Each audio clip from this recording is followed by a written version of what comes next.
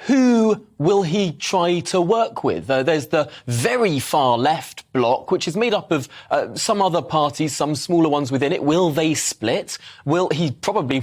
It would be extraordinary if he were to work with Marine Le Pen's group. There's also Les Républicains, who have gone down by a considerable number, but the sort of centre-right party there, they could be a potential partner. Who will Macron seek to work with in order to try and get an agenda of any kind through? Well, Macron has always made it clear that he would avoid working with the extremes. And what he means by the extremes, they include the far-left coalition headed by Jean-Luc Mélenchon.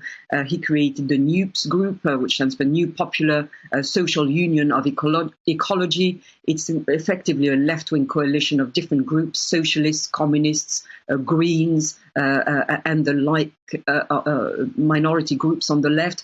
And there's also the other extreme, the far right of Marine Le Pen, the National Rally, which is not a consideration at all for Mr. Macron.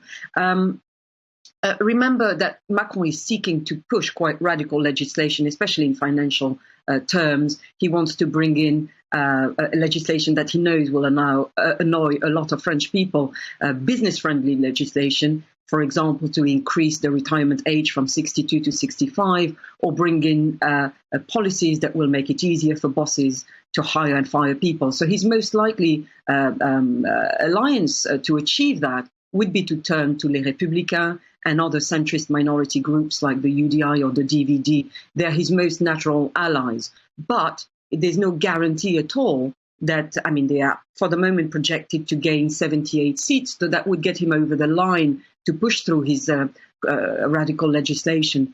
But if there's no possible alliance even with those groups, then Macron might have to seek to make a deal on a bill-by-bill basis.